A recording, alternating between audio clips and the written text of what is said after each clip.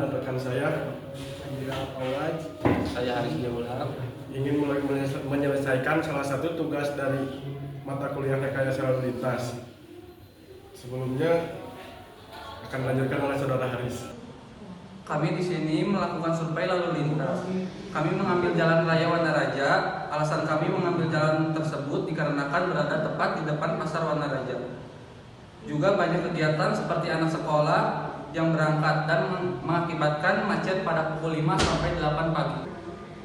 Teknik rekayasa lalu lintas adalah fase teknik transportasi yang erat kaitannya dengan perencanaan, perancangan geometrik, pengoperasian lalu lintas jalan, jaringan jalan, terminal daerah yang berdampingan dengannya. Dalam hubungannya dengan moda transportasi untuk menghasilkan keselamatan, kenyamanan, dan efisiensi dalam pergerakan orang atau barang. Komponen lalu lintas: 1 orang atau barang, 2 kendaraan, 3 jalan, serta peraturan. Parameter utama lalu lintas adalah arus, 2 kecepatan, 3 kerapatan. Arus atau volume adalah jumlah kendaraan yang melewati satu titik pengamatan pada ruas jalan per satu atau waktu. Volume lalu lintas Pi diperoleh berdasarkan lainnya. Arus lalu lintas atau Q didapatkan berdasarkan lainnya. Kecepatan kendaraan merupakan berdasarkan jarak tiap satuan waktu tempuh. Kecepatan adalah laju perjalanan yang biasanya dinyatakan dalam satuan kilometer per jam. Karakteristik kecepatan biasanya dikelompokkan dalam karakteristik kecepatan mikroskopis dan karakteristik kecepatan makroskopis. Karakter kecepatan mikroskopis adalah karakter kecepatan kendaraan individual yang melalui titik atau segmen yang pendek selama periode waktu tertentu. Kecepatan pada waktu perjalanan pada segmen jalan yang lebih panjang serta dianalisis berdasarkan kelompok kendaraan dipertimbangkan sebagai kecepatan makroskopis. Di sini kami menggunakan perhitungan secara manual yang dimana mempergunakan tenaga manusia yang mencatat jumlah kendaraan yang lewat pada satu titik pengamatan selama satu satuan waktu. Selanjutnya adalah beberapa jenis survei lalu lintas. 1. Volume dan arus lalu lintas, diantaranya adalah ruas dan simpang. 2. Kecepatan, diantaranya kecepatan setempat atau spot speed survey, kecepatan perjalanan atau travel speed survey, dan kecepatan gerak atau running speed survey. 3. Durasi parkir, dan keempat kendaraan lalu lintas.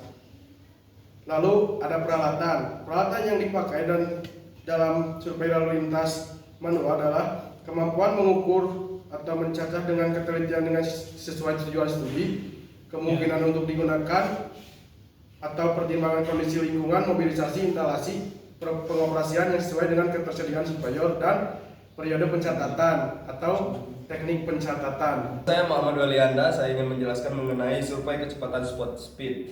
Yang pertama, ini dibedakan menjadi survei otomatis, semi otomatis, dan survei manual. Yang kedua, selain ketersediaan alat dan surveyor, hal menentukan pemilihan jenis survei adalah durasi dan kesinambungan pengukuran kecepatan yang dibutuhkan. Di sini ada survei otomatis yang dimana sepasang detektor ditempatkan berdekatan, misal jaraknya 3 meter gitu. Yang kedua, ada jarak dibagi selisih waktu lewatnya ganda depan pada setiap detektor merupakan kecepatan setempat. Lalu cocok untuk pencatatan menerus. Peluang kesalahan ukur terjadi apabila posisi kendaraan beriringan.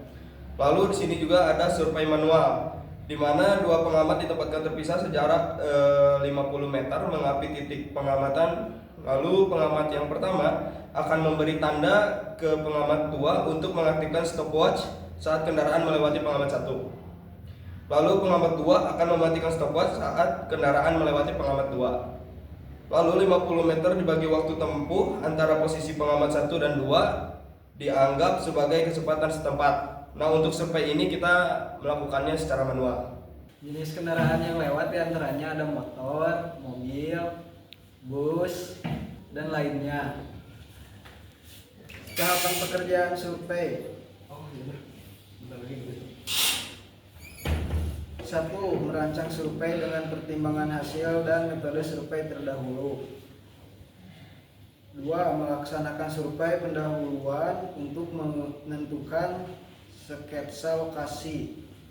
3. Menyiapkan formulir survei atau kuesioner. 4. Melakukan pelatihan dan rekrutmen tenaga surveyor. 5. Pekerjaan survei skala penuh. Selanjutnya, saya akan menjelaskan tentang langkah survei kecepatan lalu lintas secara manual. Yang pertama, ada 2 pengamat ditempatkan secara terpisah sejarak 50 meter, yang dimana pengamat 1 ditempatkan di Simpang Cinunuk dan pengamat 2 ditempatkan di depan Madrasah Darussalam. Yang kedua, pengamat 1 akan memberi tanda kepada pengamat 2 untuk mengaktifkan stopwatch saat kendaraan melewati pengamat 1. Yang ketiga, pengamat 2 akan mematikan stopwatch saat kendaraan melewati pengamat 2. Selanjutnya, 50 dibagi waktu tempuh antara posisi pengamat 1 dan pengamat 2 dianggap sebagai kecepatan setempat. Kesimpulan yang didapat dari hasil survei ini, yang menyebabkan kemacetan adalah kegiatan di pasar pada pukul 5 sampai 8 pagi. Serta kemacetan ditimbulkan akibat lalu lintas kepadatan lalu lintas yang disebabkan oleh jam kerja atau jam berangkat sekolah. Sekian dari kami.